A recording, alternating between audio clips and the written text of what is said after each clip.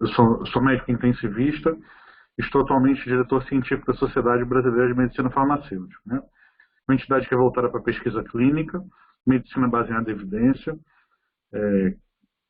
sem viés político. A ideia a medicina farmacêutica ela trabalha com registro de medicamentos, com evidência científica necessária para isso. Então a gente tem um viés bastante técnico e nem um pouco político, né? Queria agradecer em nome da sociedade a presença de vocês e falar um pouquinho sobre o evento então, né? Então a nossa ideia é fazer um evento científico, conversar sobre isolamento, sobre as medidas de isolamento e a evidência que cerca elas, nos seus diversos aspectos, né? Como a gente viu no programa, então vai ter uma introdução, dando a parte, vamos dizer, talvez mais médica, de saúde pública e de dados de eficácia em relação a infecções. Depois a gente vai ter na sequência uma visão das questões econômicas ligadas ao isolamento, né? Que tipo de impacto, restrição do movimento, que tipo de impacto causa, o quanto a gente já entende do ponto de vista técnico, o que o isolamento pode fazer com a economia, né? Por último, vamos fazer uma revisão de como, o que percurso que a gente deveria estar seguindo pensando em eventuais tratamentos, eventuais medidas para combate à infecção propriamente dita, né? Nós temos uma gama aí de tratamentos que são promovidos de forma um tanto indiscriminada e existe um caminho, e esse caminho faz parte um pouco da medicina farmacêutica, por isso tem esse link também com o que nós fazemos. Então a ideia, vamos ter 3 palestrantes, cada palestrante vai conversar conosco por cerca de 15 minutos, e ao final a gente vai ter 15 minutos abertos para perguntas. Pedir a todos, por favor, nós temos a participação de uma convidada do Centro de Vigilância Epidemiológica do Estado de São Paulo, a gente vai restringir um pouco as perguntas. A ideia não é ter um evento com foco em medidas que estão sendo feitas necessariamente na esfera A ou B ou C de qualquer governo, né? A gente pode falar de forma geral, medidas internacionais e tudo mais, mas a ideia não é avaliar o mérito ou demérito de qualquer medida que tenha sido ou não tenha sido tomada. A ideia é a gente discutir o que existe de dados, da onde vêm os fundamentos para que eventuais políticas vão ser tomadas a partir deles, né? A gente entende que o Brasil não é um país, são diversos países dentro de um país, né? O estado de São Paulo é do tamanho da França, com uma população às vezes parecida. Você for para o estado vizinho, já a característica demográfica e social completamente diferente. Então é muito difícil, seria difícil traçar um plano internacional único que dirá para você adaptar isso com a realidade de um país como o nosso, né? São vários países. Então, tendo falado sobre o evento, queria começar fazendo alguns agradecimentos. Primeiro à SBMF, por apoiar aqui o nosso evento. Ao Centro de Vigilância Epidemiológica, por ter permitido a participação da doutora Denise, né? A doutora Helena Sato foi muito gentil, aceitando o nosso convite para que a CVE pudesse participar. Também agradecendo pessoalmente aos nossos palestrantes, a doutora Denise, que está aqui conosco, o André Duarte e o Rubens Ciúdo, né? Então, vou começar apresentando a doutora Denise para que a gente não tenha atraso e possa começar, né? Então, a doutora Denise Brandão de Assis, ela é médica infectologista, é mestre em saúde pública, coordenadora do Programa Estadual de Infecções Relacionadas à Saúde. Ela vai abrir o nosso evento falando dos aspectos científicos com foco mais médico de saúde pública, das medidas de isolamento. Então, doutora Denise, obrigado de novo pela sua participação. Por favor, fique à vontade. Boa noite a todos. Gostaria muito de agradecer o convite. Eu vou pedir para a Joana, por favor, iniciar a apresentação.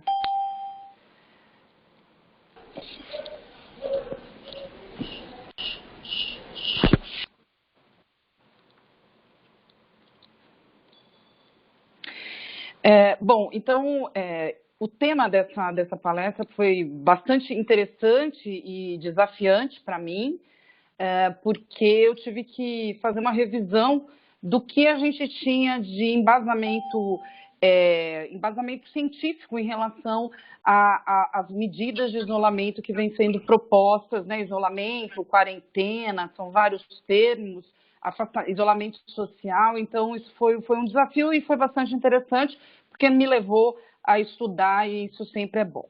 Então, aqui eu só trago para vocês, nesse primeiro slide, o organograma do CVE.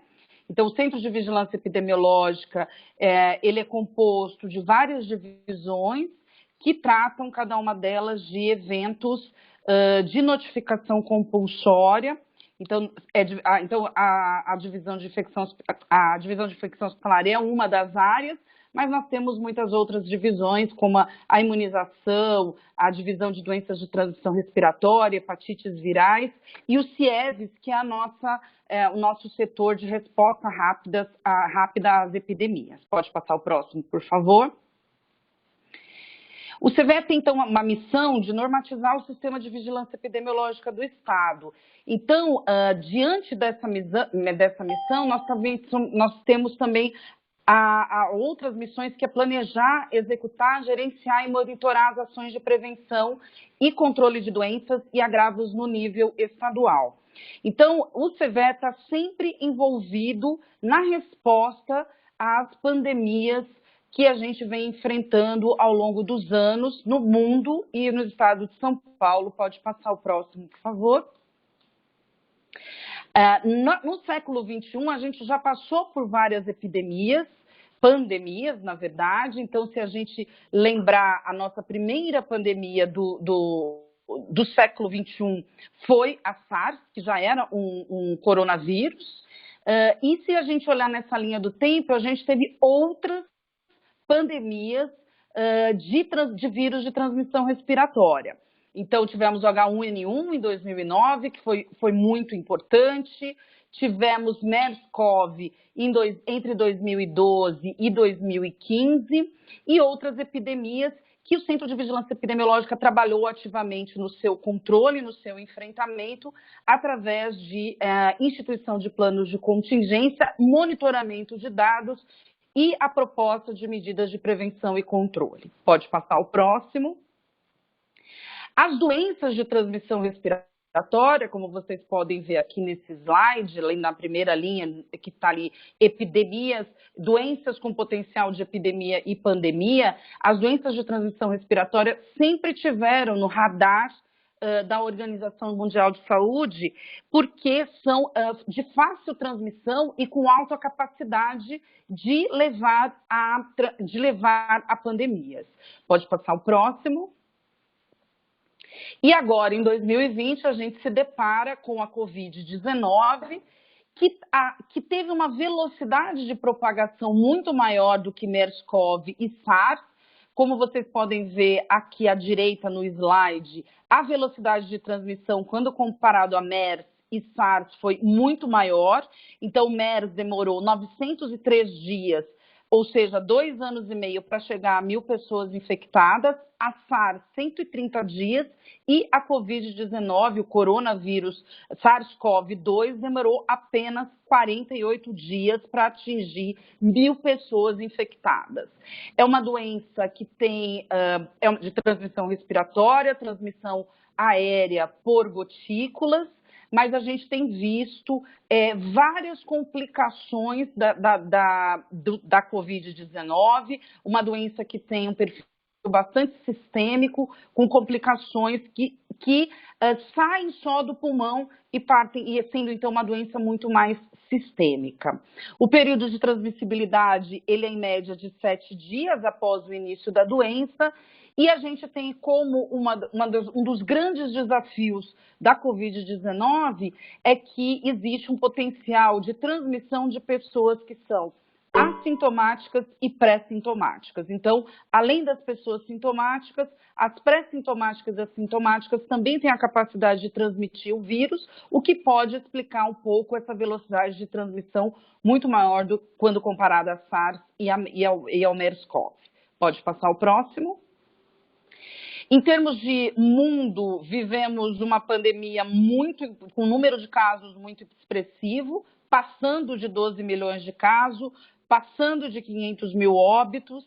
E quando a gente olha a situação das diversas regiões no mundo, as Américas são a região que tem o maior número de casos, passando de 6 milhões, quase 7 milhões, e quase 300 mil mortes. Pode passar o próximo.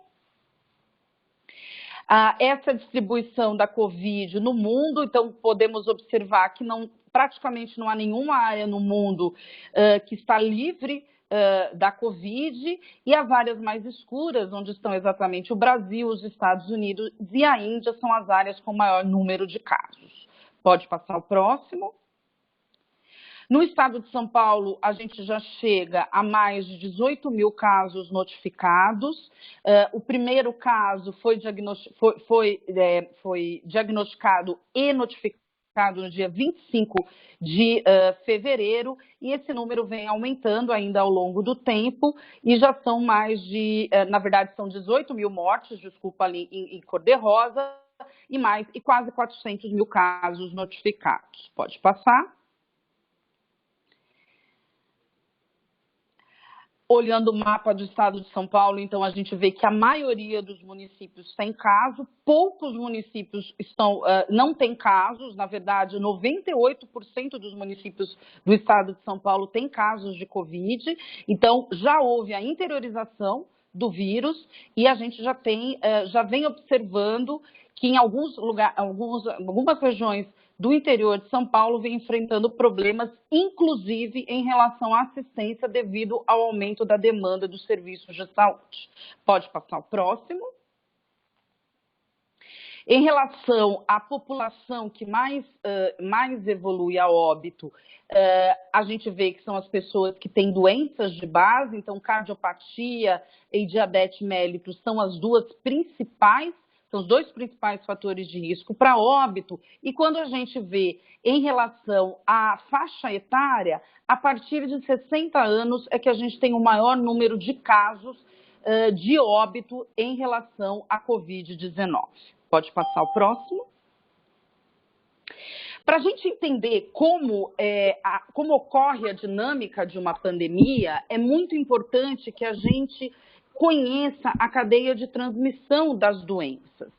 Então, quando a gente pensa num vírus novo que não chegou, que nunca tinha sido detectado antes, quando a gente olha para a população, a gente tem um grande número de suscetíveis. Na verdade, pensando no SARS-CoV-2, 100% da população do mundo era suscetível, porque era um vírus novo, ninguém tinha tido contato ainda.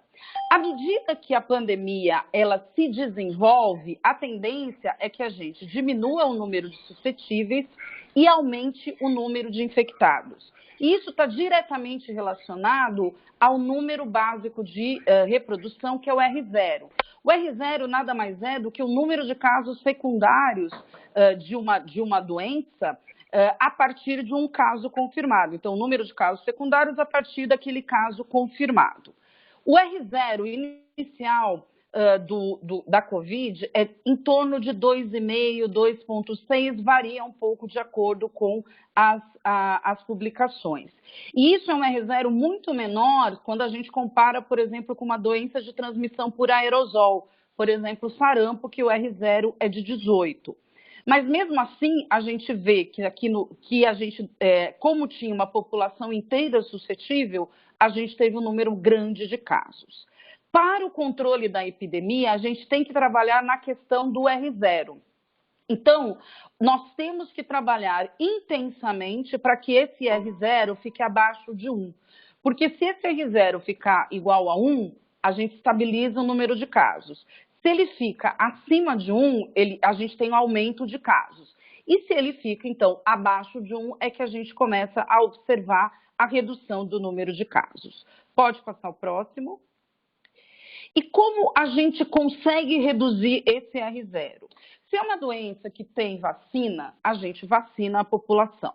Se é uma doença que tem um tratamento farmacológico, a gente associa, além da vacina, medicamentos para combater a doença. No entanto, em relação à Covid-19, a gente ainda não tem uma vacina e não tem um medicamento que já se mostrou eficaz para o tratamento da Covid-19.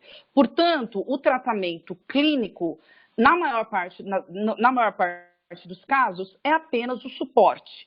Por isso que a gente precisa tanto de que os serviços de saúde estejam preparados e que a gente tenha um número de leitos suficiente para atender essa demanda. Então, a estratégia para a Covid-19 passou a ser medidas não farmacológicas. E essas medidas não farmacológicas incluem, obviamente, higiene de mãos, uso de máscara, mas inclui o distanciamento social. E qual é a ideia? A ideia é que a gente não tenha um pico no número de casos grande o suficiente para saturar os serviços de saúde. Porque se os serviços de saúde saturam em termos de disponibilidade de leitos de UTI, porque a gente vê que muitos casos evoluem de forma muito grave que necessita leito de UTI, se a gente tiver um grande número de casos ao mesmo tempo, a gente não vai conseguir atender esses casos de forma adequada. Então, a ideia do enfrentamento, o famoso achatamento da curva, não é necessariamente para diminuir o número de casos, mas é para distribuir esses casos ao longo do tempo, para não haver uma saturação dos serviços de saúde, para que a população tenha condição, tenha acesso aos serviços de saúde. Pode passar o próximo. Aqui essa tabela talvez vocês não estejam enxergando direito, mas é uma tabela de um artigo nacional que mostra as diversas estratégias que foram adotadas no mundo. Se vocês lerem, as estratégias são basicamente as mesmas. As estratégias são distanciamento social. E como a gente obtém o distanciamento social? A gente obtém o distanciamento social fechando escola, estimulando para o trabalho em home office, proibindo aglomerações e, com isso, proibindo a abertura de shoppings, proibindo a abertura de cinemas, de teatro. Então, a maior parte dos países do mundo adotou essa política e em alguns momentos, adotaram a política do lockdown. O lockdown ele é um pouco mais do que essa medida de distanciamento social. O lockdown é proibir que a pessoa saia de casa, ela só pode sair de casa se for fazer compra ou numa farmácia ou se for um profissional que precisa trabalhar, por exemplo, um profissional de assistência. O lockdown ele foi adotado em alguns momentos em alguns países com uma duração menor, mas a medida mais intensa, assim, mais frequente em todos os países da Europa foi a adoção do distanciamento social. Pode passar o próximo. E aqui no Brasil, basicamente, eu trouxe aqui alguns estados, mas basicamente as medidas foram as mesmas. Então, distanciamento social, fechamento de escola, orientação para home office como medidas básicas para que a gente garanta esse distanciamento social. Pode passar o próximo. E por que a gente não teve que utilizar deste distanciamento social, por exemplo, quando a gente tratou da SARS, né, que era o SARS causada pelo SARS-CoV-1, lá em 2003. Em 2003, a gente trabalhou com dois conceitos mais clássicos e mais antigos na epidemiologia. Então, trabalhamos com isolamento, que significa eu identifico o caso confirmado e esse paciente vai ficar isolado durante o período de transmissibilidade da doença. E a quarentena, que é o isolamento dos contatos durante também um período máximo de transmissibilidade, garantindo que diminuindo a propagação disso para a comunidade e diminuindo, portanto, a transmissão comunitária. Essas medidas elas foram bem-sucedidas na SARS, porque grande parte dos pacientes com SARS eram sintomáticos. Então, quando você tem um paciente sintomático, fica mais simples, porque ele é sintomático, eu faço o exame diagnóstico, confirmo e eu já mantenho ele em isolamento. E além disso, eu já pego os contatos desse sintomático e também já faço isolamento. Há uma questão também que o pico da carga viral era atingido entre 12 e 14 dias de doença, quando os pacientes já estavam em tratamento hospitalar. Então, eles já tinham saído do convívio social, já estavam em tratamento hospitalar e, portanto, eles estavam já em isolamento. Além disso, a carga viral era baixa no período pré-pandêmico, o que em porcentagens variadas de acordo com os trabalhos, a gente não sabe o quanto que esse portador assintomático na COVID não transmite ou, na verdade, transmite. E o período de incubação, ele permitia, como eu não tinha uma carga viral baixa no pré-sintomática, o período de incubação nos dava tempo de fazer o rastreamento de todos os contatos, isolava os casos, isolava os contatos. Portanto, naquele momento, a gente utilizou as duas medidas clássicas em epidemiologia, que são isolamento e quarentena. Não tivemos que fazer o distanciamento social, porque a doença se apresentava de uma forma diferente do que a gente tem visto agora com a Covid-19. Pode passar o próximo. Em relação à Covid-19, esse artigo que foi publicado logo lá no início da pandemia, no New England, ele já coloca em xeque essa questão de que a gente temos a transmissão, que nós temos a transmissão apenas no período sintomático. Então, esse artigo coloca em xeque esse conceito, que é um conceito muito padrão de que as pessoas só transmitem se elas estiverem sintomáticas. Esse artigo foi publicado com esse nome de que havia a transmissão com contato assintomático, mas depois eles publicaram uma errata, porque, na verdade, o caso índice, ele não era assintomático, mas ele era oligossintomático. Então, ele era tão oligossintomático que não o impediu de ir numa reunião de trabalho e transmitir para várias pessoas. Então, esse trabalho nos mostra a importância dessas questões, o paciente pré-sintomático ou oligossintomático, e que, portanto, se a gente focar só no isolamento de casos e na quarentena dos contatos desses casos, talvez a gente não seja tão bem sucedido como a gente vem observando, tanto que foi por isso que foi pensada nessas outras medidas um pouco mais enérgicas em termos de distanciamento social. Pode passar o próximo.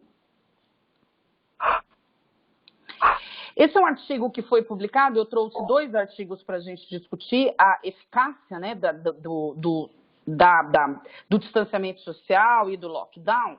Esse é um artigo que foi feito na China, e aqui eles fizeram lockdown. Então, na China, eles fizeram lockdown, e o que a gente observa, se vocês olharem aqui pelo número de casos, eles fazem uma comparação de casos positivos antes e após o lockdown, a gente observa que em vermelho a gente tem o depois. Então, o número de casos, a bolinha, ela diminuiu muito em relação ao número de casos. Pode passar o próximo. E, além disso, a gente vê que a estimativa de casos, né, em vermelho aqui, que seria antes do lockdown, a gente teria uma curva muito maior e muito mais rápida, uma ascendência dessa curva muito mais rápida em relação a casos novos. Então, a gente não estaria trabalhando com aquela ideia do achatamento da curva, o que pode saturar os serviços de saúde. Após o lockdown, essa curva continua tendo número de casos, o número de casos ainda tem casos novos, mas ela demora mais para ter esse número de casos ao longo do tempo. Então, ele se distribui um pouco mais ao longo do tempo e, portanto, a gente tem um pico um pouco mais demorado, permitindo a organização dos serviços de saúde. Pode passar o próximo. E esse é um trabalho muito interessante, ele acabou de sair. É um trabalho em inglês que ele usa, na verdade, os trabalhos vêm trabalhando muito, ficou feio, mas os artigos trabalham muito com modelos matemáticos para estimar o número de casos com e sem as medidas de intervenção. Então, esse trabalho utiliza um modelo matemático de transmissão estruturada por idade, para explorar os cenários de intervenção, rastreando mais de 66 milhões de pessoas na Inglaterra, País de Gales, Escócia e Irlanda. Então, quais foram as estimativas que eles fizeram? Novos casos, pacientes que necessitam internação e UTI e óbitos. Eles definiram como medidas intensivas, intervenções intensivas, basicamente as medidas de distanciamento social. Então, aqui, eles não trabalharam com lockdown, eles trabalharam com as medidas de distanciamento social. Então, fechamento de escola, orientação para trabalho em casa, fechamento de comércio, fechamento de cinemas, teatros. Pode passar o próximo. E esse trabalho é interessante porque ele coloca dentro do modelo aquela questão que a gente falou anteriormente. Então, há possibilidade de eu ter um número razoável de pacientes que são assintomáticos. Então, ele estima que até 50% das infecções, elas podem ser assintomáticas e, portanto, ou subclínicas, né? Subclínicas com sintomas muito brandos, que não levam o paciente a pensar que esteja infectado, e aí nós temos a diferença em relação àquelas pessoas sintomáticas. Porque na pessoa sintomática é definido o isolamento. No assintomático, ele se recupera, mas não é feito o isolamento, e com isso a gente acaba tendo uma transmissão para outras pessoas. Pode passar o próximo.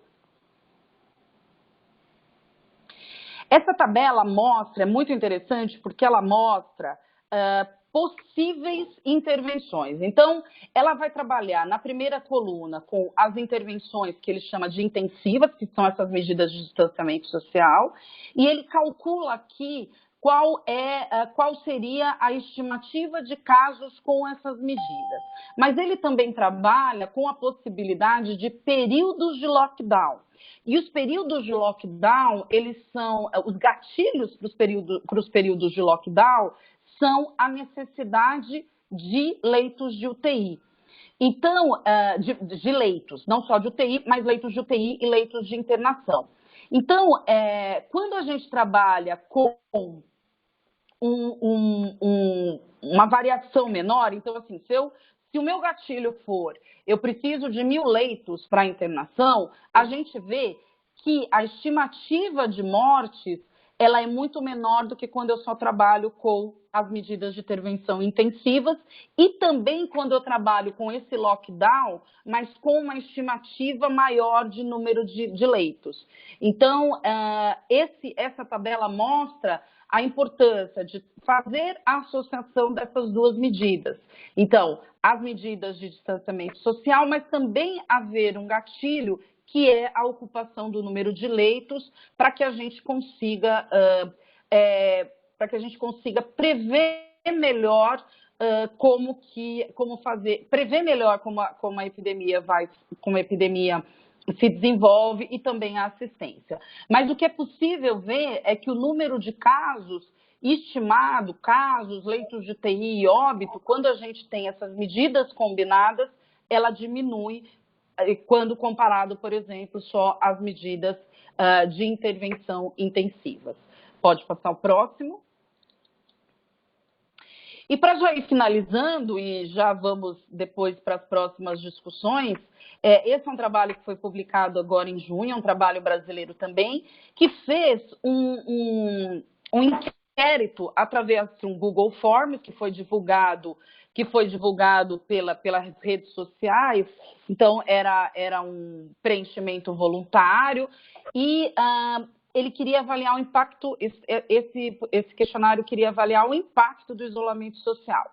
Então, pelo que eu apresentei anteriormente, a gente vê vantagens nesse isolamento social, porque a estimativa de número de casos, a estimativa de óbitos, ela acaba diminuindo. Mas há um impacto social, há um impacto desse isolamento social. Eu não trouxe o slide sobre a questão econômica, mas essa primeira tabela traz uma coisa muito interessante, que são quais são as áreas onde houve o maior impacto do isolamento social. O convívio social foi o maior, mas se a gente olhar para os outros, a gente vê que financeiro e saúde também tiveram impacto devido a esse isolamento social.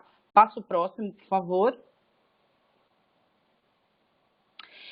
E quando a gente vê questões de estresse, Algumas pessoas disseram que não tiveram nenhum estresse, estão ótimas, querem continuar em isolamento forever, mas a gente vê que em alguns casos houve um estresse de pouco ou muito, e que esse muito ele é um pouco menor do que o pouco, mas que isso é um pouco dependente do número de pessoas que vivem na mesma casa. Interessante dizer que a gente vê a partir de 2 um crescimento desse, então entre 2, 3 e 4 pessoas cresce, né, esse estresse, mas a partir de 5 cai de novo. Talvez porque a gente tenha um número menor de pessoas que responderam com 5 pessoas dentro de casa. Pode ser que seja essa a questão. E pode passar o próximo também, por favor. E para finalizar, essa é uma questão interessante, que é quanto tempo as pessoas estão dispostas a ficar em isolamento social, e cruza essa informação com as condições da residência. Então, e que foi autorreferenciada, porque era um Google Forms. Então, a gente vê assim que quem está ali com uma residência ótima ou boa, pode ficar em isolamento pelo tempo necessário, tá de boa, vou ficar lá em casa, tranquilão, tomar meu vinho, ficar de pijama fazendo conferência, tá tudo certo. Entretanto, e essa não é a realidade para quem tem condições de moradia muito pior. Então, essa é uma questão importante, porque o isolamento social, ele tem, sim, um impacto importante em termos de saúde pública, mas ele também tem um impacto social muito importante. Então, a gente precisa pesar as medidas sempre e pensar em que momento, e pensar com muita calma e com muita tranquilidade qual é o momento da gente sair desse isolamento social. Pode passar o próximo. Era isso. Muito obrigada. Esse é o e-mail lá da Divisão de Infecção Hospitalar e depois a gente vai... Estou à disposição para as discussões. Denise, obrigado pela sua apresentação. Então, eu vou pedir, quem tiver perguntas pode colocar no chat, ao final a gente faz para a gente não perder o ritmo da apresentação. E convidar agora, então, o André Sena Duarte, colunista do Valor Econômico. André, obrigado por você ter aceito o nosso convite. A palavra é sua, fica à vontade.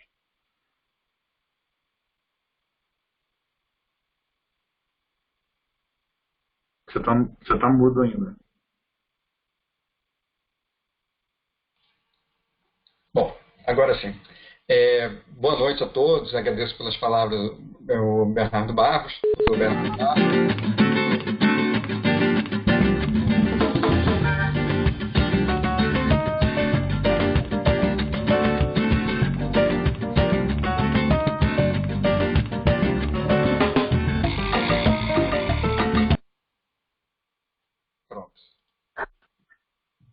Pronto. Bom, gostaria de agradecer a todos, agradecer à Associação Brasileira de Medicina Farmacêutica. Eu fiz uma apresentação, enquanto a Joana coloca aqui.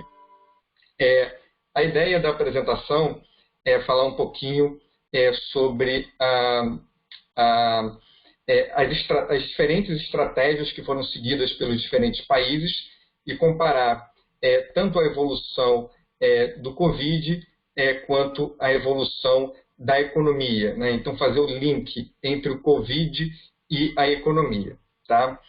Quando eu comecei a montar essa apresentação, eu botei saúde versus economia. Mas, ao final, claramente não era apropriado o termo. Na verdade, a gente vê uma complementariedade muito grande entre as medidas de saúde e as medidas ligadas à economia. Né?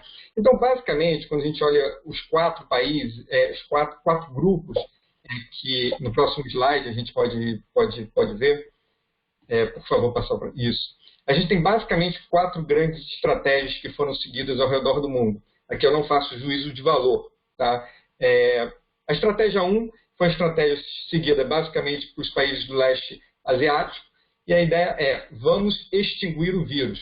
Então, qualquer foco que apareça, você faz uma grande quarentena naquele grupo, ou naquela região, você faz testagem, rastreamento, quarentena de grupos, um código de conduta social muito restritivo e toda uma experiência, uma bagagem de epidemias recentes anteriores, inclusive no arcabouço jurídico desses países. A Coreia do Sul tem um arcabouço jurídico já preparado para enfrentar um problema. Então, aqui nessa primeira estratégia, a ideia é esse vírus tem que ser extinto da sociedade, do país. Tá? O segundo grupo foi um grupo de contenção do vírus, e foi basicamente o que a gente viu nos países europeus. Eles fizeram, slide anterior, por favor, eles primeiro adotaram uma estratégia de deixar um pouco o vírus andar, para não alarmar a população e com medo de afetar a economia, só que o vírus se disseminou muito rapidamente e eles tiveram que fazer um lockdown muito geral, muito forte, que impactou a economia. Porém, na hora de liberar a economia, na hora de terminar a quarentena, apesar de eles terem permitido os casos caírem em 70%, 80% do pico, na verdade eles começaram a abertura com o vírus andando na sociedade. Então a gente tinha casos novos relevantes, embora longe do pico. Uma terceira estratégia foi seguida principalmente pela Suécia, que foi a ideia de você fazer uma imunização de massa sem restrições sociais relevantes. Isso só é possível onde você tem bastante hospital e a ideia é que seria impossível conter o vírus. Então, você protege os mais vulneráveis, mas você recomenda as pessoas não terem contato, mas não fiscaliza, não faz sanção e permite, então, que você chegue a uma imunização de massa dentro de um ambiente com muita capacidade hospitalar. E uma quarta estratégia que está sendo seguida pelos países da América como um todo, mais em destaque Brasil e Estados Unidos, é a ideia de uma imunização de massa, mas, como em economia a gente gosta de falar, sujeito a uma restrição. Qual é a restrição? É a disponibilidade de leitos. Tá? Então, a gente vê isso no Brasil como um todo, a gente vê isso em São Paulo, a gente vê isso agora recentemente no Texas, a gente vê no Flórida. Texas, recentemente, casos muito emblemáticos, os casos começaram a subir com muita intensidade e o governador falava que não é preciso fazer nada porque a gente tinha muita capacidade hospitalar. Tá? Então, a gente tem essas 4 grandes estratégias e a apresentação, os gráficos, eles vão ser divididos nessas 4 grandes estratégias com bases em cores. Tá? Então, passando para o próximo slide, aqui o que a gente tem é por cores, né, essas diferentes estratégias. Então, a primeira estratégia, a estratégia vermelha, a estratégia de extinção completa do vírus, a gente vê que os casos acumulados por população, aqui é por 100 mil pessoas, no lado da esquerda e no lado da direita, uma média móvel de 7 dias por 100 mil pessoas, a gente quase não vê avanço em nenhum desses países da estratégia 1. A gente ouviu um pouquinho isso na Nova Zelândia, e quando teve isso, eles fizeram um grande lockdown no país como um todo. O caso verde, que é o caso dos países europeus, com exceção da Suécia, e aqui França, Espanha e Itália, a gente teve uma explosão de casos, os picos são bastante elevados, você entra num lockdown geral, uma queda abrupta dos casos, mas mesmo com casos ainda em território relativamente positivo, eles já afrouxam as condições, tá? Afrouxam o isolamento. E aí a gente tem o caso da Suécia, que é realmente o caso que está se deixando um pouco mais solto mesmo, como a gente conversou, e no caso do Brasil e Estados Unidos, ainda numa trajetória aí relativamente intensa, particularmente o destaque negativo, eu diria que é os Estados Unidos, que agora tem realmente aí uma trajetória que pode ser bem pior, porque está atingindo os estados mais populosos agora. Tá? No próximo slide, a gente vê, são 2 regressões, um com estados brasileiros e outro com municípios brasileiros acima de 200 mil pessoas.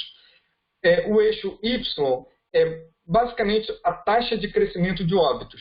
Então, pega 2 semanas contra 2 semanas anteriores e compara isso com o número de óbitos de pessoas que já morreram no estado por 100 mil pessoas. O que esse gráfico vai mostrar é que nos estados que a doença está mais inicial, né, tem menos casos, menos óbitos, é onde a gente tem uma expansão maior. Então, essa ideia de que onde está começando, você também deixa crescer mais. Claro que tem a ver com o número de suscetíveis na população, mas também uma estratégia que é intimamente relacionada à disponibilidade de leitos hospitalares. se tem muito leito hospitalar, você acaba deixando a doença avançar mais. Isso também é observado quando a gente faz essa divisão por município. Bem interessante, na casa de 50 a 60 óbitos por 100 mil pessoas, a taxa de crescimento meio que começa a diminuir. E a gente observa isso no Brasil estados, Brasil municípios, e agora no próximo slide, passando aí, mesma história para os Estados Unidos. A linha vermelha, ela atravessa o zero justamente aí na casa de 50 a 60, tá? Onde a gente começa a ver uma diminuição do ritmo de crescimento de óbitos. Nos Estados Unidos, a razão de que as coisas devem, especificamente nos Estados Unidos, piorarem bastante, é que, na verdade, esse gráfico deveria estar mais inclinado se a gente pensar em termos de população. Os estados que estão abaixo da linha vermelha são estados pouco populosos, enquanto os estados acima, especificamente nos Estados Unidos, os 3 estados mais populosos são Califórnia, Flórida e Texas. Eles ainda estão na fase inicial da doença e estão na parte de cima dessa linha vermelha. Então, isso sugere, na verdade, que óbitos podem crescer bastante. Agora, a costa leste, Nova York, New Jersey, você vê que a doença já avançou muito, né? Assim, eu gosto de elogiar os Estados Unidos em várias áreas, mas essa é uma área que não merece elogios no sentido de que Nova York e New Jersey foram pior que a Lombardia, tá? Seria o termo a ser colocado. Então, mas aí a doença já avançou bastante e realmente a coisa lá diminuiu bastante, melhorou já bastante. Tá? Então, Estados Unidos e Brasil, na verdade, eles seguiram estratégias muito parecidas. Tá? No próximo slide, a gente começa a ver a questão da economia.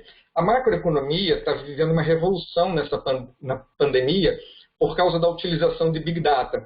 O fluxo normal do economista você primeiro tem dados de produção industrial, depois você pega esses dados de produção industrial, projeta o PIB e tenta entender como é que está a atividade. Seria um fluxo mais tradicional. Só que um dado de produção industrial demora 30, 40, 50 dias para ficar pronto, dependendo do país. E agora a gente precisa ver as coisas online. Então, começou, e as empresas ajudaram nisso, começaram a abrir muitos dados. E agora a gente tem dados diários, intradiários, para uma série de coisas, né? Aqui eu estou mostrando o Google Mobility, que é um dado que captura o seu celular, onde você está, e identifica se você está num local de trabalho e identifica se você está no seu local de residência. Então, com isso, a gente consegue mapear como é que a economia está andando, mesmo com pouquíssimos dados econômicos, porque os dados econômicos não ficaram prontos, né? E aí o que a gente observa? Bom, a Europa, a gente teve um colapso da atividade, a gente viu a mobilidade, as pessoas passando muito menos tempo no trabalho. Porém, a gente já observa uma volta muito grande. E o outro lado da história é a mesma coisa na residência, as pessoas passando um tempo muito grande na residência e depois voltando com bastante intensidade agora. A Suécia, que é a linha roxa, dá para ver que a queda foi muito menor, né? E a subida na residência foi muito menor. Então, essa ideia que, de fato, as pessoas não alteraram de forma muito grande o contato social. Tá? E no caso do Brasil, na linha vermelha foi melhor, né? No caso aqui é Coreia e Nova Zelândia, a gente não tem esses dados para a China, porque eles não divulgam para esse país. O caso especificamente da Nova Zelândia, eles tiveram um pequeno repique e eles tiveram que fazer um lockdown muito rápido, mas depois já voltou com bastante intensidade. Tá? E no caso do Brasil e dos Estados Unidos, o que é interessante é como a intensidade da queda da linha azul foi muito pequena, com relação aos demais países, e quando a doença ainda estava acelerando, a gente já estava abrindo, né? E a economia já estava voltando. Então, na verdade, o que a gente observa é que o tempo em residência, no final das contas, está maior no Brasil e nos Estados Unidos, sugere que a atividade vai voltar mais devagar. Tentou-se preservar a atividade há 2, 3 meses atrás, mas na verdade não é isso que está acontecendo, as pessoas estão mais na residência, menos no local de trabalho. Então, eu acho que isso é uma lição interessante. O próximo gráfico, passar aí na mesma direção, próximo slide, por favor. O próximo slide é a mesma coisa, mas para Apple, tá? Novamente rastreando onde as pessoas estão através dos seus celulares. Só que aqui são características diferentes. Se você está dirigindo o seu veículo, se você está num transporte público ou você está caminhando. Né? E aí que você observa uma grande normalização da Europa, depois de uma queda muito intensa. A linha azul, no caso do Brasil, bem atrás, bem abaixo. Suécia, parece que tudo já voltou ao normal. Então, você vê bem como as economias estão reagindo de forma diferente, as pessoas estão reagindo de forma diferente, interagindo de forma diferente. Nós tentamos fazer Brasil e Estados Unidos tentaram fazer um fechamento meia boca e estamos colhendo, na verdade, uma demora para as coisas voltarem ao normal na atividade. Agora eu vou passar para o próximo slide. Aqui é Brasil. A gente tem informações de 7 cidades, 7 capitais. Não tem dado de trânsito, de você no transporte público para todas as cidades, mas tem para Rio de Janeiro e São Paulo, e dá para ver bem como a coisa está demorando a normalizar. Porto Alegre, inclusive, e o Curitiba, na verdade, a gente vê até uma certa piora nas últimas semanas, justamente quando a doença está piorando lá. Então, a gente está demorando mais, né? Aí, no próximo slide, passando o próximo slide, aqui são os dados da China. Então, China é o vermelho, que atua com muita intensidade. São dados da Goldman Sachs, que a gente tem aqui. Eles têm acesso a esses dados proprietários, e eles cederam para a gente aqui. E a gente tem dados de transporte em subway, em metrô, em avião, vendas de carros e congestionamento. E dá para ver que já normalizou bem a China. Tá? Muita intensidade, lockdown muito brutal, mas agora você vê que a gente já observa uma grande normalização da economia. E aí, próximo slide. Basicamente aqui, projeções do FMI para crescimento. O bloco vermelho, a gente observa que a queda é relativamente pequena e a recuperação muito intensa em 2021, nas projeções.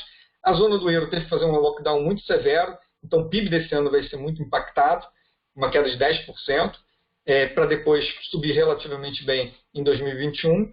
Suécia é muito impactado pela zona do euro indiretamente, então cai menos e sobe parecido com a zona do euro.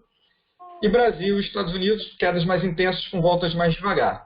Apenas faço a ressalva que, no caso do Brasil, por causa do Corona Voucher, me parece que essa estimativa do FMI está exagerada. Acho que mais normal seria uma coisa mais perto de 7% de queda. Uma queda muito relevante, mas menos 9%, realmente acho que o FMI errou na mão aqui. Tá? Próximo slide. Talvez um problema mais de longo prazo é a explosão da dívida no mundo. Né?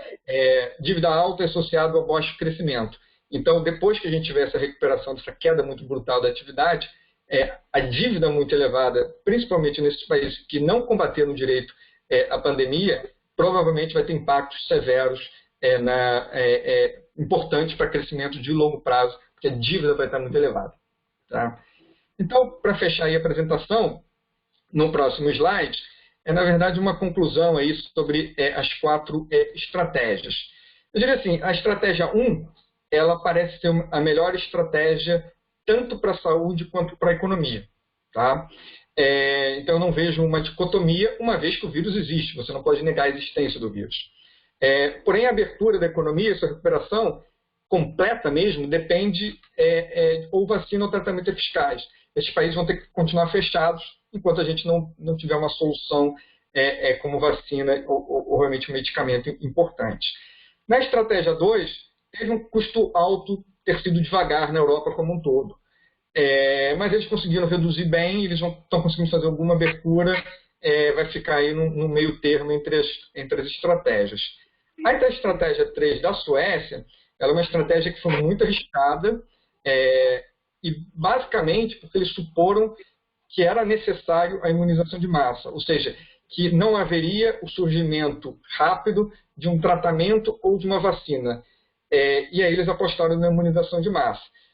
Se, no final das contas, se mostrar que a gente consegue uma vacina relativamente rápida, um tratamento, uma melhora dos tratamentos relativamente rápidos, será uma péssima estratégia, porque eles poderiam ter, com alguns 2, 3 pontos de PIB, salvado bastante vidas, tá? E um país rico. Então, talvez a Suécia, no final das contas, não tenha sido uma boa escolha que eles fizeram. E no caso da estratégia 4, acho que a gente acabou ficando numa situação ineficiente nas Américas como um todo. Será ruim para a economia, será ruim para a saúde. Realmente a gente não me parece que a gente tenha feito uma escolha, ou pelo menos as possibilidades do país não permitiram uma escolha que seja maximizar uma ou outra coisa. A gente acabou indo para a pior fronteira aí dessa escolha. Tá? Então, basicamente isso. Todos esses gráficos são proprietários. Caso tenham interesse, eu posso enviar os códigos para a realização desses gráficos, tá? E acompanhamento aí da evolução, tanto da pandemia quanto da economia.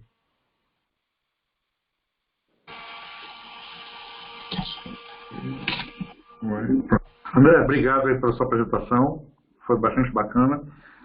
Pessoal, quem tiver dúvidas, fica à vontade para mandar no chat. Vou convidar agora, então, o Dr. Rubens Ciuto, que é médico, é estatístico, é especialista em evidência científica na Ciuto Stat Consulting e professor na pós-graduação de pesquisa clínica e Medical Affairs na Santa Casa, na Faculdade de Ciências Médicas da Santa Casa aqui de São Paulo.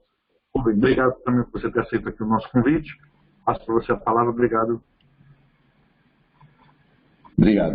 Muito obrigado. Boa noite para todos. Está me ouvindo bem aí? Se escuta bem? Sim? Tá. Boa noite. Muito obrigado pelo convite.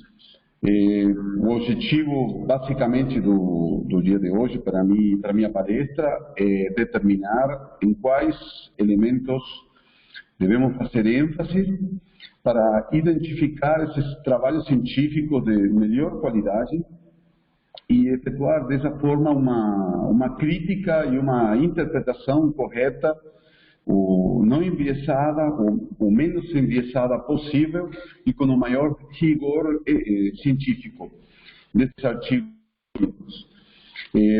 Vou pedir a Joana para passar as slides, por favor. Obrigado. Vamos começar com a primeira slide. O seguinte, por favor. O seguinte.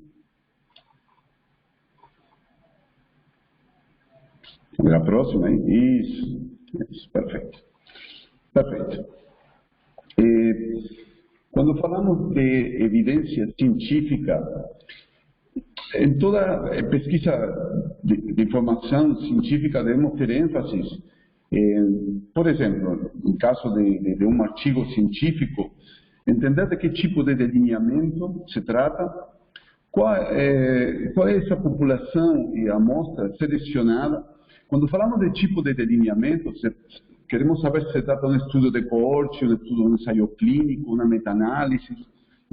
Por outro lado, entender qual a população, logicamente, paciente com Covid, mas qual a população? Qual? Efetivamente é uma amostra selecionada de quê? De pacientes idosos, de qual idade, por exemplo?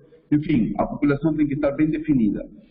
Existe uma intervenção ou uma exposição? Essas coisas são as que temos que começar a prestar muita atenção em toda a literatura científica. Quais são os desfechos? Muitas vezes, por exemplo, o desfecho pode ser desintubar um paciente, a alta de uma UTI, entender quais são esses desfechos, o endpoint primário, endpoint secundários. Tem grupo controle ou é de braço único o estudo que estamos estudando? Por outro lado, existe um adequado uso de testes estatísticos? Foram bem utilizados, empregados, porque muitas vezes tem alguns testes que não são adequados. Por exemplo, e por outro lado também entender qual a relevância desse estudo, a relevância clínico-epidemiológica. Vamos para o seguinte, por favor. Quando falamos de evidência científica, neste caso, no caso da Covid-19, podemos encontrar estudos que vão tratar os aspectos clínicos, procedimentos diagnósticos e tratamento. Em relação à clínica, temos estudos que traduzem achados clínicos, agrupações sindromáticas, sinais, sintomas, doenças relacionadas como alguma patologia de Kawasaki, vascular, enfim. E, por exemplo, também pronóstico e evolução dos pacientes. Isso em relação à clínica. Por outro lado, temos também testes diagnósticos. Se vocês pesquisam, vão encontrar muitos estudos em relação a testes serológicos, RT-PCR, enfim. Mas o foco, o alvo principal, no nosso caso, são os tratamentos, diferentes tratamentos, e eventualmente estudar a eficácia e segurança das diferentes terapêuticas, porque é o médico quem vai tomar a decisão de qual medicação utilizar. E para isso tem que ter bom rigor científico na escolha da literatura científica dos trabalhos, para entender bem se o trabalho não está enviesado, enfim, porque isso pode gerar uma situação muito delicada na hora de tratar o paciente. A gente está vendo isso agora, por exemplo, com a hidroxicloroquina, que em alguns pacientes se está tratando, em outros não, enfim. Mas não temos evidência que afirme fehacientemente que a hidroxicloroquina, por exemplo, tem um efeito benéfico, por assim falar. Vamos à seguinte, por favor.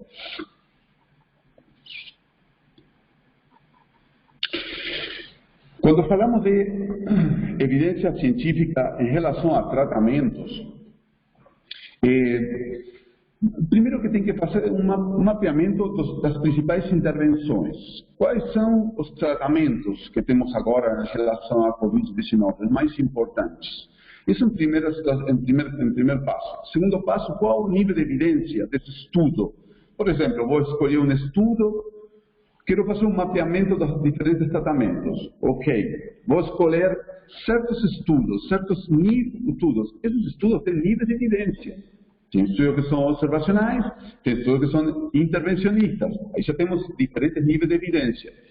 Então, isso vai me orientar a qual estratégia terapêutica eu vou escolher para meu paciente.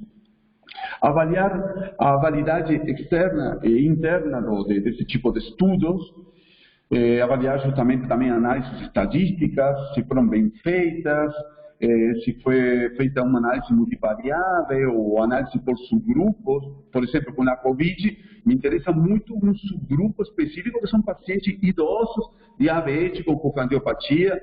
Enfim, esses estudos estão estudando justamente esse subgrupo de pacientes. E, por outro lado, avaliar também a fonte bibliográfica, né? de qual revista científica ou website científico foi escolhido esse trabalho. Vamos para o seguinte, por favor.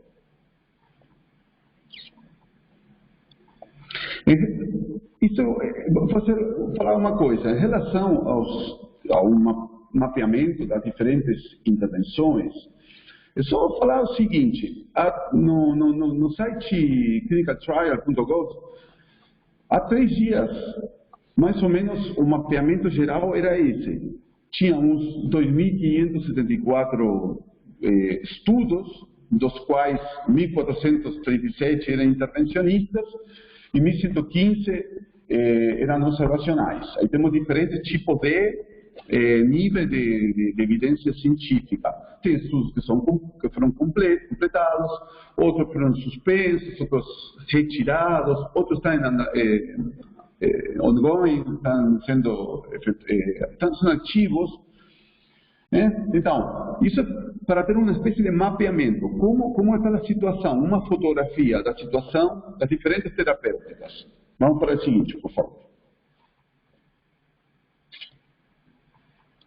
Por exemplo, em relação a esses estudos intervencionistas, quais estão em fase 1, fase 2, fase 3, estudos confirmatórios, fase 4. Vamos para o seguinte. Isso é um mapeamento. Eu estou mapeando, tirando uma fotografia do que está acontecendo. Próxima, por favor, João. Quais são as diferentes terapêuticas? Aí faltou colocar a porcentagem. Eu coloquei só a frequência absoluta. Eu devia ter colocado a porcentagem também. Mas, por exemplo, de hidroxicloroquina tem 223 trabalhos. Tinha, né? Agora tem um pouco mais. Porque nesses 3 dias, acredito que aumentaram uns 50 ou mais trabalhos. É muito trabalho de investigação. De fato, se você entrar em PubMed e colocar Covid, tem quase 4.000 estudos, praticamente. Então, hidroxicloroquina, citromicina, tratamento com plasma, por exemplo, e vacinas são os 4 grupos mais fortes, né? Mas aí você, novamente, E você pode fazer um mapeamento, ver quais são as terapêuticas que temos, quais estão sendo estudadas, quais foram completadas. Vamos para a seguinte. Então, dessa forma, você tem um mapeamento geral. No caso de nível de evidência científica, aí está marcado aí estudo de coortes, isso foi um erro meu.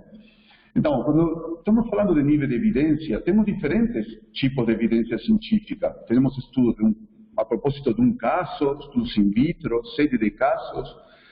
Muitas vezes tem estudos de série de casos que são simplesmente o que aconteceu com um grupo de 8 pacientes. E tem colegas médicos que prestam muita atenção a esse tipo de estudo. Quando realmente tem que colocar, tem que entender quais são os diferentes níveis, aquela pirâmide dos níveis de evidência científica. E tem que escolher aqueles que são mais robustos. Tem que escolher aqueles que são ensaios clínicos controlados. Hoje, atualmente, são os mais importantes. Tem estudos de coortes, que são estudos que têm um follow-up e um seguimento? Tem. São importantes? São. Mas, neste momento, temos que ter evidência científica de primeira mão. E só ensaio clínico controlado é o estudo mais robusto que vai te dar essa informação. Que são estudos confirmatórios. Não? Perfeito. Vamos para a seguinte. Quando falamos de validade interna e externa de um estudo, então, as principais fontes de erro, as fontes de erro são as que definem o nível de evidência de um estudo. Então, um estudo, quanto melhor seja a validade interna e validade externa, o estudo vai ser mais confiável, vai ser mais robusto. Então, a validade interna está relacionada com, por exemplo, vieses, variáveis de confusão, variabilidade.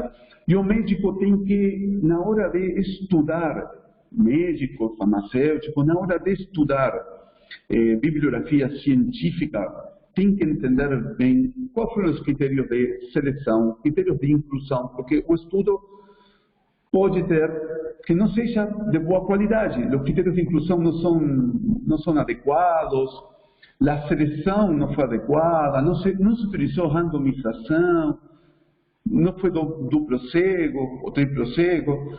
Então, tem muitas variáveis de confusão, muita variabilidade biológica, os instrumentos também podem ser uma fonte muito grande de variabilidade. Tudo isso conspira contra a validade interna do estudo. E a validade externa é justamente poder generalizar os resultados. Será que o estudo que eu estou fazendo, esse ensaio clínico, é um ensaio clínico bem robusto, no sentido que eu posso dizer que posso generalizar os resultados para a população? Para isso, temos que ter um bom poder, um bom tamanho amostral. E tem que ser... Além de bom tamanho amostral, tem que ser justificado, tem que ser adequado. Se calcula o tamanho amostral. E muitos estudos não calculam, colocam, jogam um número e ponto. Não, o tamanho amostral é uma parte importantíssima, é a pedra angular de um ensaio clínico. Esses elementos, poder do estudo, o uso apropriado, logicamente, de testes estatísticos e o tamanho amostral, claro está que está relacionado com a variabilidade externa. Então, um estudo com boa validade interna e externa, o estudo consegue medir o que tem que medir e pode generalizar os resultados, e nesse estudo você pode confiar. Seguinte, por favor.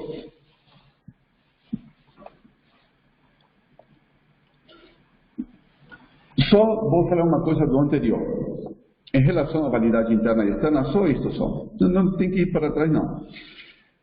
Você tem que prestar muita atenção. Quando você receber um ensaio clínico ou um artigo científico, seja um estudo de coorte, você tem que ler tudo. Tem que ler tudo. Não tem que pular a conclusão, não tem que ler tudo. Como foi o critério de inclusão dos pacientes? Teve blinding, teve randomização, foi estratificado? Né? Quanto foi o seguimento? Tem que entender a situação, porque tem muito estudo que é uma maravilha, está te vendendo uma maravilha e realmente quando você vai a ler o estudo é muito inconsistente. Então, muito importante verbalidade interna e externa.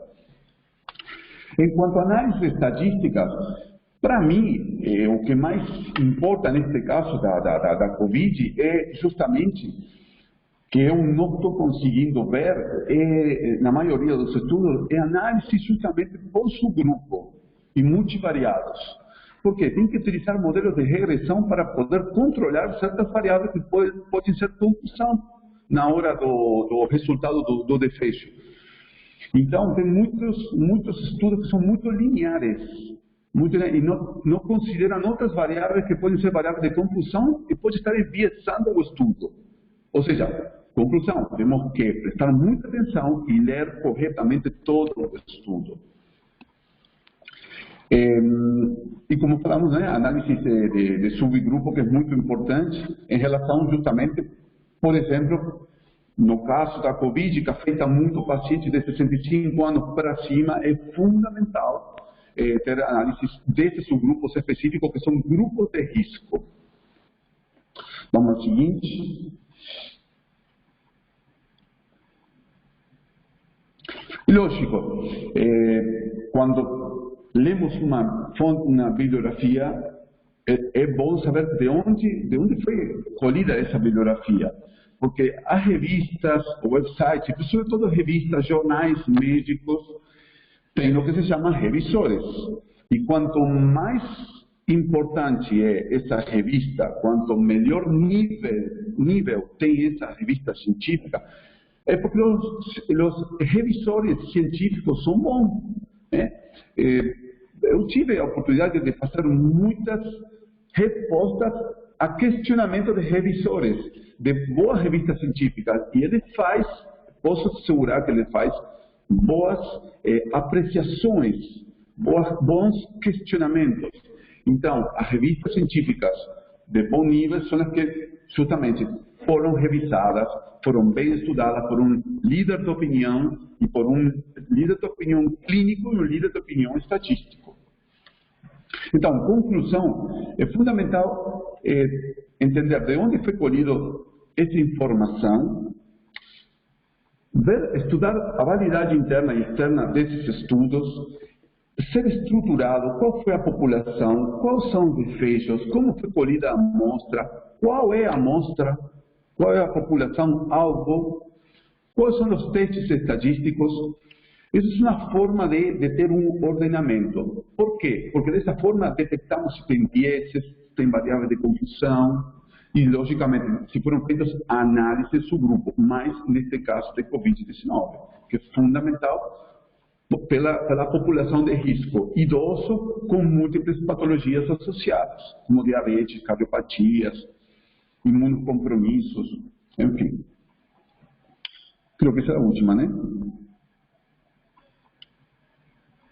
Isso. Se tiver dúvidas, por favor, estamos para responder. Bem, obrigado pela sua apresentação também. Eu vou, se quiser, pode ir jogando no chat também perguntas para nós, tá? Eu vou começar fazendo uma pergunta para o André, depois queria ouvir a opinião também da doutora Denise a respeito do assunto. Assim, a opinião, eu não sou especializado em saúde pública, mas a minha impressão é que a orientação que foi passada para as pessoas ao redor do mundo foi realmente muito parecida. Se talvez a diferença que a gente esteja vendo na progressão da infecção não seja a diferença de comportamento das pessoas do que necessariamente a diferença na medida. Por que isso? Aí é completamente empírico, né? Conforme a gente se desloca na cidade, eu sou intensivista, continuo fazendo plantão, sou obrigado a me deslocar. Em muitas regiões eu via pessoas na rua, não só assim naquela prática ao céu aberto de bares em regiões menos movimentadas, né, mais isoladas, abertos, pessoas sentadas às vezes batendo papo, sem máscara, sem nenhum tipo de proteção. Nós vimos na mídia aí nos Estados Unidos protestos com centenas ou milhares de pessoas, se você viu no Twitter, até na mídia internacional, pessoas sem proteção e tudo mais. Será que a diferença que a gente viu entre as Américas e a Europa não está mais relacionada com o comportamento das pessoas do que com as medidas propriamente ditas? Eu acho que é perfeita a sua colocação. A gente tende muito a culpar o governo, ou a falar que a estratégia é do governo. Na verdade, é uma estratégia da sociedade, e é o que a sociedade está disposta a fazer, né? E aqui não estamos falando de ricos e pobres, não. Estados Unidos e Brasil estão muito parecidos, inclusive, na sua dinâmica. E, em muitos casos, são escolhas que a coletividade assume, e disposições a tomar riscos que as pessoas assumem. Então, por exemplo, se te der uma informação que você tem 0,1% de chance de morrer, mas você pode ter uma vida normal, andar na rua, mas com 0,1% de chance de morrer, talvez o asiático se comporte de uma forma diferente e a pessoa na Europa se comporte de uma forma diferente e o americano, Américas, né, se comporte de uma forma diferente.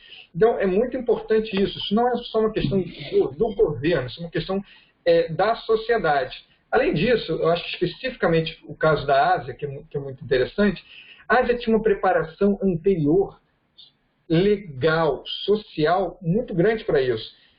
É a primeira vez que a nossa geração, na Américas e na Europa, usa máscara.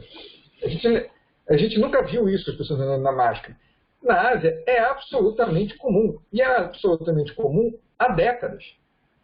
Então, existem questões que perpassam a questão do governo, é a questão social. Existe uma manifestação da vontade do povo, da vontade social em tudo que está acontecendo. Inclusive, por exemplo, na forma como que pressiona os governos, né? Na Ásia, não se pressiona o governo. A Coreia do Sul, a aprovação do presidente explodiu, né? Depois do evento, depois da pandemia. E aqui, de certa forma, nossos políticos refletem isso, refletem essa pressão que vem da base, né? Então, eu acho que sua colocação é perfeita. A gente tem que evitar colocar muita culpa no governo de qualquer coisa, da adoção de qualquer estratégia, porque tem um embasamento social que deve ser considerado. Eu concordo em parte. Eu acho que existe uma questão de adoção, de aderir ou não ao isolamento, ao distanciamento, que também passa pelas condições sociais das pessoas. Então, a gente tem adesão menor, com certeza, nas áreas mais periféricas. Então, se você for ver, eu concordo, se você andasse no período de maior taxa de isolamento, de distanciamento social, se você passasse em áreas mais distantes, mais periféricas, as pessoas aderiram menos. Mas aí a gente também vê naquela pesquisa, a adesão está diretamente relacionada à necessidade de trabalhar, porque não tem como ficar sem trabalhar. Há uma condição de moradia ruim, né? Então, pessoas que ficam aglomeradas, são 4, 5, 6 pessoas. Então, eu acho que existe, mas também, eu acho que nos bairros mais ricos e centrais, também tem pessoas que simplesmente falaram, não, tudo bem, eu não vou aderir, ok. Mas eu acho que nas áreas mais periféricas, as questões passam por questões socioeconômicas. E eu acho que os países asiáticos, eles passaram por lockdown. E alguns países europeus por longos períodos de lockdown. Então, que é diferente, simplesmente não sai e pronto. E aí entra um pouco no que foi falado na segunda palestra. No lockdown, talvez seja mais fácil você retornar, porque eu faço lockdown, cai aquele número de casos, e aí eu consigo retomar mais rápido. Eu acho que essas medidas que foram tomadas, e que também eu acho que era o que era possível, a retomada é mais difícil, porque a gente ainda está no número de casos bastante razoável, nós não temos imunidade de rebanho ainda, a gente sabe, de rebanho é ruim falar, mas a imunidade, né, se você vê os estudos de soroprevalência, ainda a porcentagem de soroprevalência é muito baixa, foi feita uma soroprevalência aqui no Hospital das Clínicas, e num local onde só atendeu o Covid é 14%, óbvio que a gente imagina, até sai isso no trabalho do município de São Paulo, a gente imagina que você tenha pelo menos 7 vezes mais número de casos do que o que é notificado, mas mesmo assim a sobreprevalência é muito baixa ainda.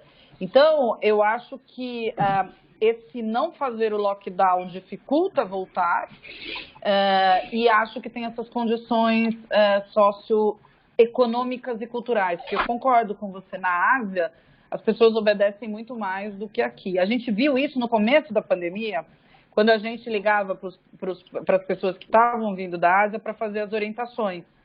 Então, a vigilância ligava para as pessoas para fazer as orientações. E as pessoas, os asiáticos, aderiam muito mais a essas medidas. Eu acho que existe uma cultura, sim, por eles já terem passado por alguns momentos, por algumas outras epidemias. Mas eu acho que a questão é imensamente complexa. Eu acho que o lockdown, eu concordo muito com a segunda palestra, que o lockdown pode ser bem ruim, mas eu acho que talvez a retomada seja mais fácil. Essa coisa meio, vamos parar, mas mais ou menos, e considerando as questões socioeconômicas do país, eu acho que é difícil a retomada. Acho que a retomada vai ser difícil, do ponto de vista de saúde, do ponto de vista econômico. Acho que vai ser bastante. Só faria uma pequena tréplica no sentido de perfeito. Eu acho perfeito essa consideração da pobreza no Brasil e das favelas, né? Eu acho que com certeza tiveram impacto na disseminação. Por exemplo, o caso dos Estados Unidos é muito interessante. A maior falha, eu acho que no mundo inteiro, do Covid aconteceu em Nova York, que é a cidade mais rica do mundo, né? Assim, a cidade de Nova York perdeu 0,25% dos seus habitantes. A cada 400 pessoas, uma pessoa morreu em Nova York por causa do Covid, né?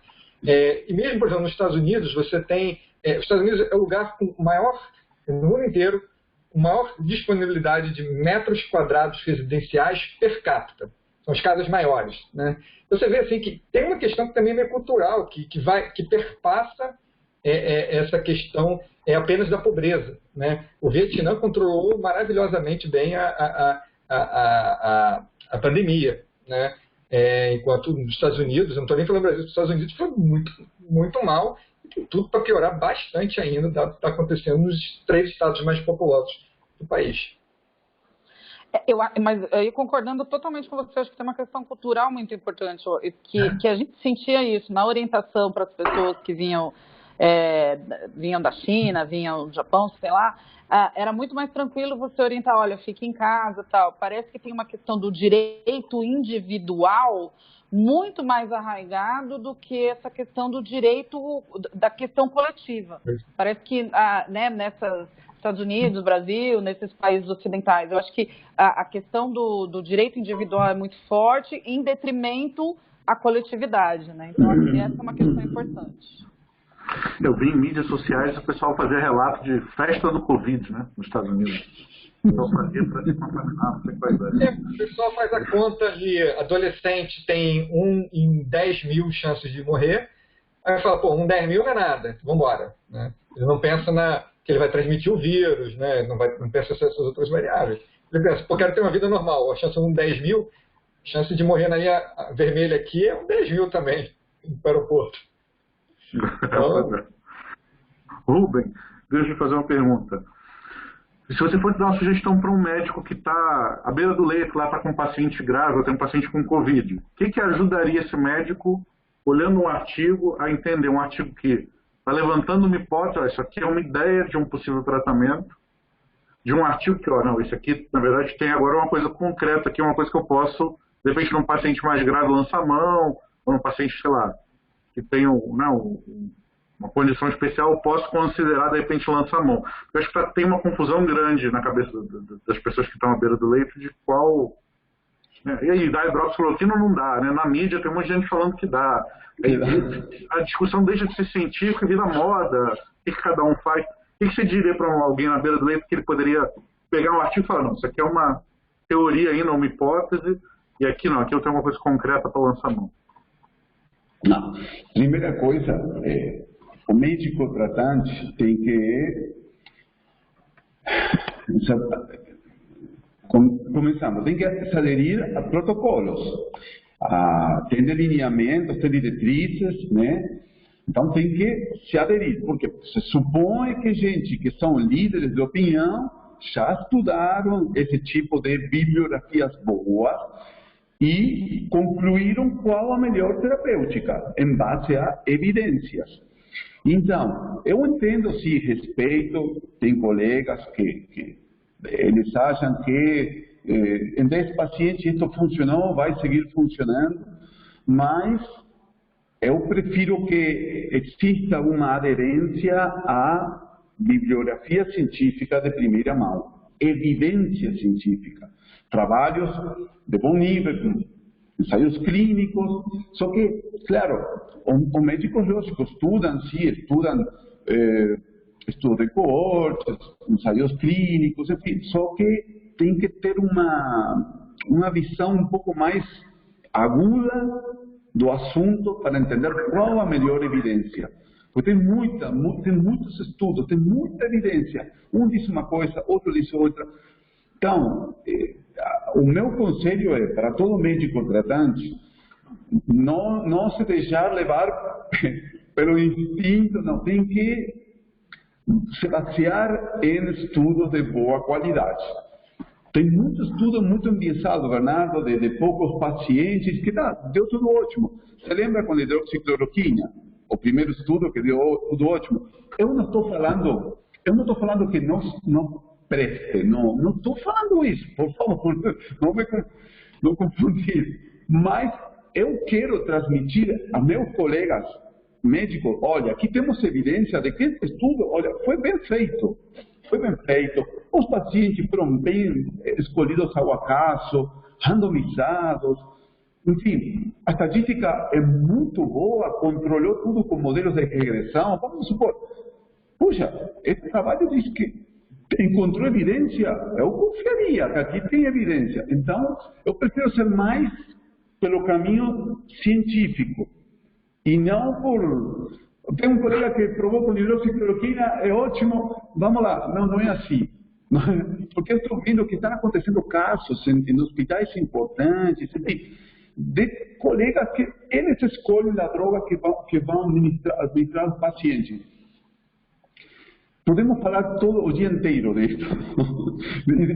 Olha, é para fazer um livro de cada uma das terapêuticas e falarmos de todas as evidências que temos.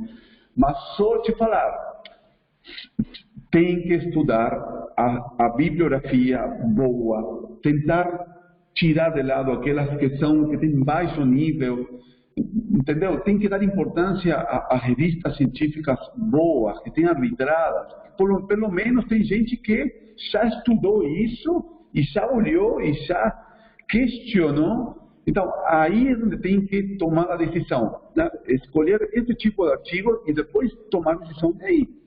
Não de amigo, tem um amigo que... Não é assim, não. Isso muito. Beleza, obrigado, Rubem. Então, para não tomar mais o tempo até do nosso palestrante, vocês estão nos assistindo aqui, fazer a última pergunta. Veio do público aqui, ó. Pergunta para a doutora Denise se, na sua opinião, pelo que a gente está vendo dos dados, já vencemos o momento de precisar de lockdown eventualmente, ou ainda pode ter uma reviravolta e eventualmente, a pergunta é especificamente Rio de Janeiro e São Paulo, se ainda poderia ter uma reviravolta e se é necessário fazer o lockdown? Olha, essa pergunta é difícil. Eu acho que a gente vai ter que ver como que vai funcionar essa reabertura, né? Porque nós estamos vendo a reabertura. Eu acho que não tenho resposta para você. Nós vamos ter que ver como que vai funcionar a reabertura, nós vamos ter que ver, por exemplo, no estado de São Paulo, talvez no município de São Paulo não, mas a gente já viu algumas cidades voltando atrás na sua faixa de abertura, no interior, a gente já tem visto em cidades do interior com serviços saturados, tendo que mandar paciente aqui para o município de São Paulo. Então, a gente já viu notícia de Campinas, notícia de Piracicaba.